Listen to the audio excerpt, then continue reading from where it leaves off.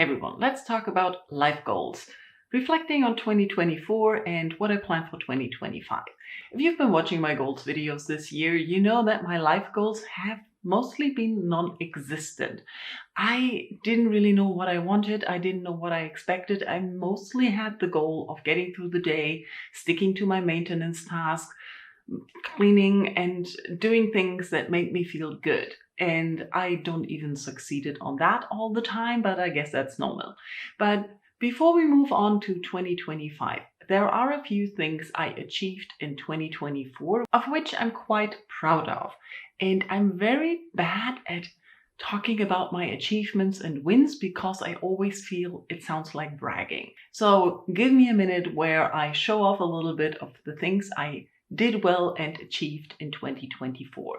One of the goals that I never really set out as a goal and mentioned particularly is addressing the anxiety I had developed around traveling. So I've become a pretty much homebody since the pandemic started and I started my new job, and I really didn't go anywhere, and it was stressful for me to go anywhere. So I'm quite proud to say I've took steps and I spent a weekend in Berlin. There's a vlog that's horribly stressed for me. Then I spent a long weekend on the island of Rügen, and it was very educational more than restful, and I had a wonderful week in London. So all of that I vlogged, so you can find the videos on my channel if you want to know more about that. But those were really helpful because I don't really have travel anxiety. I'm just out of the habit, and I'm convinced I just need to get back into the habit to figure out if I actually still want to go traveling more or what's going on. And I noticed that I definitely want to go on trips more again, but maybe adjust my expectations of what I want to do there. Now, moving on. Another thing that I had not set out to do and had not planned, but that was necessary because it annoyed me for years, is getting a new kitchen. Now, I'm renting this place and I've took over the kitchen from the previous renters, and it's been atrocious since I moved in, but I don't really care that much. But this year I was fed up and I had the idea and the money, so I decided I'm going to order a kitchen. Now, that thing completely threw me into a spiral because ordering it and having it accustomed, that was easy. But the time between the ordering and the kitchen actually arriving and the things that I had to do had me spiral into an anxiety that I didn't know I had before. And it didn't help that everything I worried about came true. I'm quite proud of myself for having the new kitchen. I'm not completely happy with how it's put together or where I put things more or less, and I'm not completely used to using it, but it is here, so that's good. What is that? Another thing I didn't plan on doing, but am quite happy that I did, is I joined a gym. In October, at the end of October, I was like, I need to go out and do other stuff than go home every evening and drop on my couch dead and just watch Netflix. While I enjoy watching Netflix and there's a lot of things I want to watch, I also think that it wasn't really helpful in the overall thing of my life. And so I joined the gym, particularly with the goal of going to courses and being among people again. That didn't help, but I've gone to the gym quite often, doing some kind of circuit training and going to the sauna after.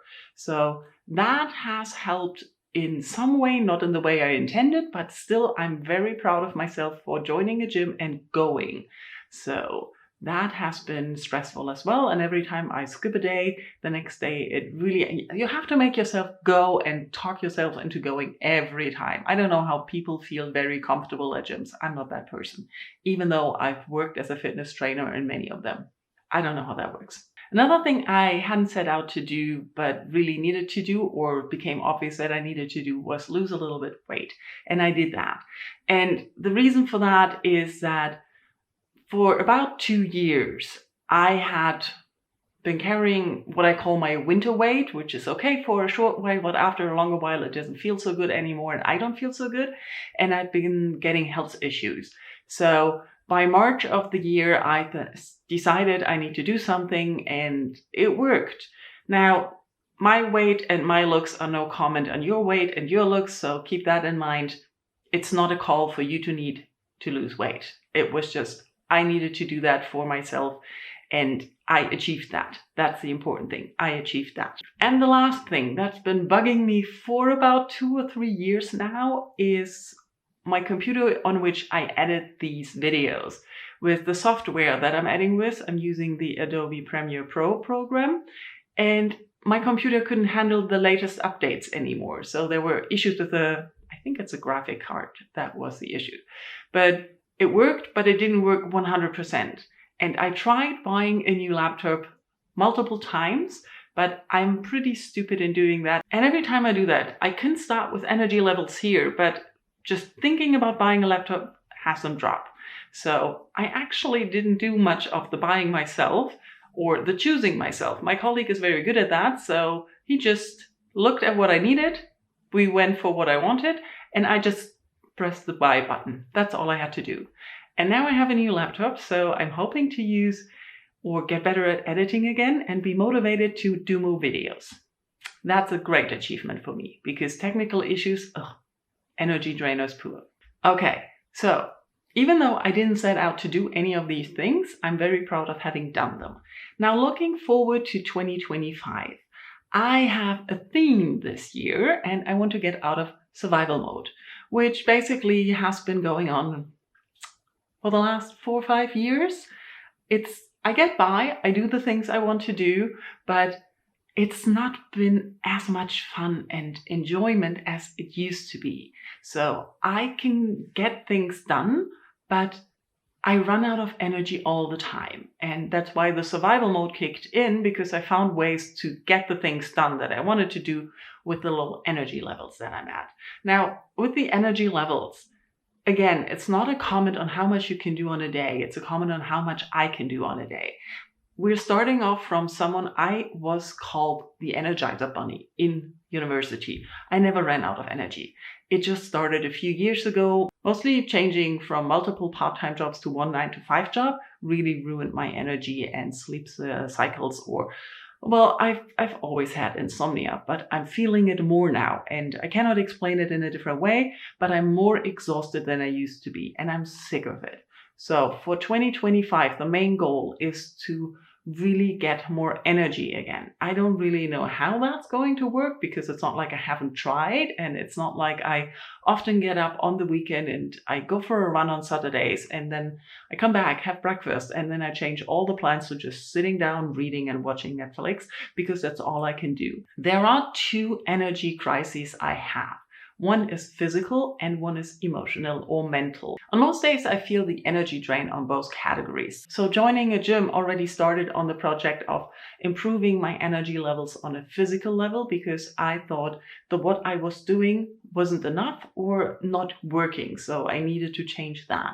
So I am hoping that by revamping my morning routine on exercise and movement and joining the gym and adding exercise in the evening or afternoon on other days and different kinds of exercise will improve the energy for the physical energy. I'm hoping for that, because even though I'm physically drained, going to the gym and doing something is easier for me than making myself do yoga or something at home. The mental energy, I really don't know how to improve that, but that needs to do, because the overall goal with improving energy levels and getting out of survival mode is being able to do things again, to be able to meet people, meet friends, maybe make new friends, go out and do stuff. In general, not just be in my comfort zone at home on my couch. My comfort zone used to be really, really big, and it's shrunk. I don't like that. It's comfortable, yes, that's why it's so hard to leave this, but on the other side, it's not a place where I want to live. It was okay for a while, it was needed, but I think now that, especially at work, that was something in 2024 that shifted and changed. The stress and work overload has gone, and I'm still feeling like this. So I need to do something about it. I had expected for my energy levels, time, enjoyment, and everything to go up again, but I have not been working majorly overtime and on the edge of burnout for half a year, but I'm still feeling burnt out. So 2025 is going to see me looking forward to having more energy. And also another side effect of not being energized and enjoying what I'm doing most of the time, but just feel like I want to do this, so I make myself do this, so I don't look back on the days and feel like I haven't done anything I enjoyed, even though if I don't enjoy it as much in the moment as I would expect. Complicated sentence. Let's get back to the point. What I want to achieve with getting out of survival mode, having more energy and being able to do more stuff is also exploring more and maybe look and think about a change at work, because the work tasks I'm having right now are very simple. They're not challenging, which is good for me at the moment, but I don't know how long I will like that. And I know that there will be opportunities of new positions and things coming up in the future. But at the moment, I don't feel the energy to even apply for a new position, even in the same company, in the same department. So that's exhausting. And if I get bored with all of this, maybe changing a job to something completely different, that's way out of line so far. But I think I want to go to a place or be in a place again where I'm excited about learning something new, doing something that I don't know, because at the moment that just sounds like work and exhausting. But it should be interesting and challenging instead. At least that's what I hope it would be. So how do I want to do that? Achieve more energy and get out of survival mode? Well, I have a plan for Q4, and that's mostly cleaning, sorting, and organizing. I have gotten into a habit of really struggling with cleaning my place because I feel it's cluttered. I accumulated a lot of clutter, and with the kitchen, the new kitchen, everything doesn't have a perfect place yet. In my office, there are things where I don't have a perfect place yet, or things that could go. And I haven't really decluttered and taken care of things in a while, just a little bit here, a little bit there, but never very successful. So the theme for Q1 is going to be spring cleaning. I want to put my apartment in a place that is a little bit more minimalist and more systematically manageable, because a lot of the energy that I feel wasted is going into cleaning and keeping things tidy so that my mind can work, but I'm in a constant mess somewhere. And the decluttering process is something that will help there. The problem with decluttering and reorganizing and getting rid of things for me is a huge part that most of the things I don't want to use anymore, or don't need anymore, or don't use, or whatever you want to call it, should be thrown away. Because yeah, you could donate it, but oftentimes when things are basically not usable for other people, it's just the value I put to it because I've had it for such a long time and enjoyed it at some point, but the value for others might not be there. So I might just shift the throwing away part from me to wherever I donate it to. So I'm struggling with that a lot, that I feel the things are too good to be thrown away, but they're not good enough to be given away. You know what I mean? And especially with books. I've noticed that I definitely want to cull through the bookshelves. They're over there, that's why I'm looking there. But a lot of the books that I don't want to keep are probably books that I don't even know if anybody would ever want to read them. So I don't really know what to do with that. I really have to research if I can sell them somewhere, especially since most of the books are written in English. And since I live in Germany, the market for English used books is not as big as they would be somewhere else. So I need to figure that out, but I'll make a separate video about books. So another thing I want to focus on in Q1 is, I don't want to call it diet, but the way I eat.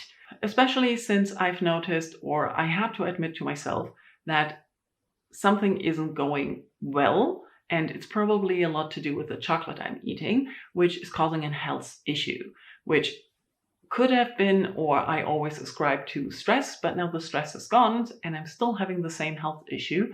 So it's not a major health issue, it's minor, but I always said I'll stop eating that much chocolate as soon as it becomes a health problem. And I have to think about or look about what I'm eating, how I'm eating, and how that affects my mood and energy. because maybe I just need to change my diet a little bit and then I'll be magically energized again. I don't believe that. Part of me does. But anyways, so that is something I want to try out, different things, or not eating different things for a while, and see how that affects myself. That's something for Q1 as well, in combination with the exercise, and see how that works on my physical energy and maybe also my mental energy. Another thing that is going to drain my energy, but I still want to accomplish or keep going with, is the Korean learning. That goes here with the life goals. I didn't really have a proper goal last year for it. I wanted to make it a habit and I failed constantly. I recently figured out if I squeeze the Korean learning into my morning routine between exercise and breakfast before I sit down with coffee and do whatever I do then, mostly watch YouTube. If I can manage to pick up my Korean program there, then I actually do something regularly. I don't usually do as much as I should to achieve the weekly goal or daily goal to achieve the weekly goals for the program I'm using. But since I'm way behind anyways, that is something I want to try and maintain and see how that goes in Q1 to see if I can make progress and finish a module. I just started module 2 in my review and I did some weeks of that before I took a break and then restarted again and had to review everything, and I've been reviewing for months now, way longer than you should with the program's original planning. One module is usually for 90 days. So the goal is to see how much I can improve the Korean learning and see if, because I'm always drained after work and mentally and emotionally exhausted, learning a language is not really the top priority then. So I think it will be a measurement, or I can see how much of improvement I have on the energy levels for doing things, depending on how much Korean I can put into my day. If I could do a lesson or so in the morning and maybe some vocabulary throughout the rest of the day, which I usually don't have any brain space for anymore. So that is something I'm curious to see how that is going and if I can actually finish a module by Q2. Wish me luck. So summing up, the main goal for 2025 overall, the theme is to get out of survival mode and increase my energy to be able to do other things again and explore and experiment. Q1 is going to focus on spring cleaning, setting up systems and decluttering and trying out things to see if they improve. And then we'll see where we go from there. So that's it from me. Let me know in comments how your 2024 went. What was your biggest achievements? What were you proud of? Did you plan for that? Or was that accidentally happening like for me? And do you have any theme or big goals for 2025? Anything you want to achieve? And yeah, let me know in comments. We'll talk about goals. Thank you for watching.